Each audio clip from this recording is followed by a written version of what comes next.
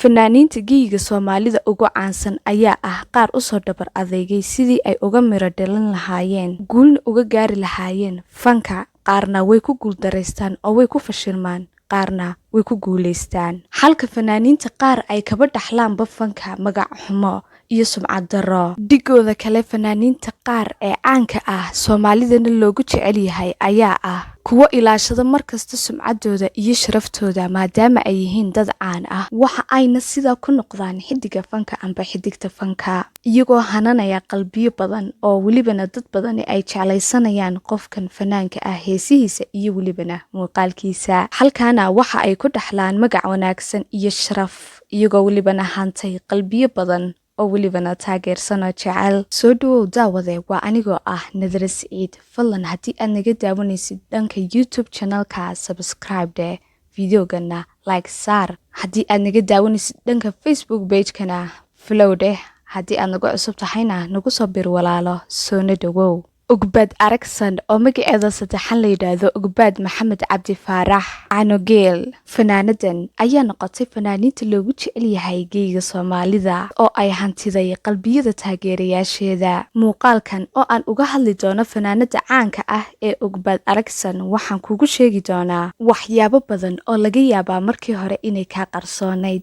Fanaanadan caanka ah ee Ugbaad Aragsan, nolosheeda khaaska ah iyo welibana tan ay fanka ku joogto, intaba waxaad kaga bogan doontaa muuqaalkan ee adna daawade dhammaystiro. Ugbaad Maxamed Cabdi Faarax Caanogeel oo ka caan ah Ugbaad Aragsan waxa ay ku dhalatay gobolka Daadmareedh. Ugbaad Aragsan waxa ayna ku soo barbaartay Berbera, sida oo kalena markii dambe waxa ay timid Hargeysa, taasoo rabtay in hamigii iyo rajadii fanka ay ka lahayd ay kaga midho dhaliso Hargeysa, taas oo fankeedii bilowday 2017 kana bilowday caasimadda Somaliland ee Hargeysa. Hargeysa oo ah hoygii fanka iyo fanaaniinta geyga Soomaaliyeed. Ugbaad Aragsan dhiigeedu waa B+. Dhiigan B+ ayaa ah dhiigaga geyga Soomaalida ugu yar amase soo gelaya kaalinta saddexaad. Dhiigan B+ markasta waxaa keedad loo dhigaa oo laga maarmaan ah qaybaha caafimaadka maadaama uu ku yar yahay geyga Soomaalida. Ugbaad Maxamed Cabdi Faarax Ugbaad Aragsan walaalaheed waa 3, marka iyada lagu darana waa 4, 2 wiil iyo 2 gabdhood.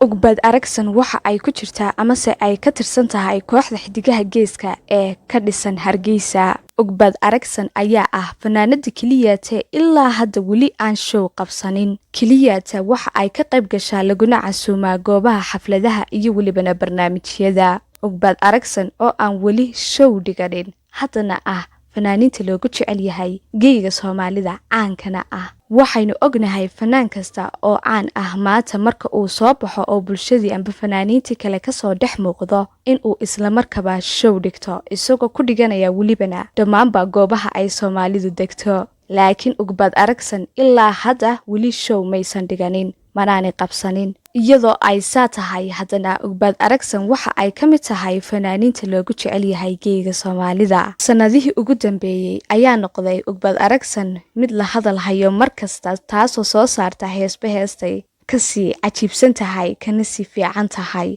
Ugbaad Aragsan waxaa jira hal shaqsi amba hal qof oo aad ay isugu dhow yihiin. Halkaa qof oo ah asxaabteeda qofka ugu qaalisan oo markastana kasoo ag muuqda Ugbaad Aragsan dhankeeda. Shulaac Mawlid waa saaxiibka keliyaata ee markasta garab taagan Ugbaad Aragsan lagana waayin dhankeeda. Ugbaad Aragsan markastooy muuqaalo duubayso amase ay sawir gelayso, qofka ugu horeeya ee kasoo dhex muuqda waa Shulaac Mawlid. Ugbaad Aragsan waa gabadh la qabo amase xaas ah, kuna faraxsan qoyskeeda iyo welibana reerkeeda. Ilyas Idris Caynaan waa musician heeso badan oo caan ah tumay. Heesahaas waxaa ka mid ah heestii Cawaale Aadan ee Idile Ayaan iyo welibana heesta Sakariye Kobciye ee Ha Ooyin. Ilyas Idris Caynaan waa musiciankii tumay heesahaas iyo welibana qaar kaloo fara badan. Sida oo kalena Shulaac Mawlid waa arday barta musicianka oo welibana macallin uu u yahay Ilyas. Farxadda qoyskan Ilyas Idris Caynaan iyo welibana Ugbaad Aragsan waa mid markasta ka muuqda baraha bulshada lagana dareemo. Ilaahay ha isku daaye.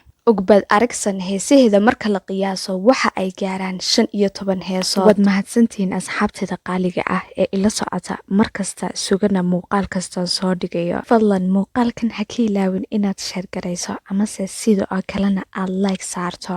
Haddii aad daawada tahay markii kugu horeysay ee aad aragto channelkan, fadlan ha ilaawin inaad subscribe tiraahdo dhanka Facebookana aad nagu soo biirto haddii aad naga daawanaysid.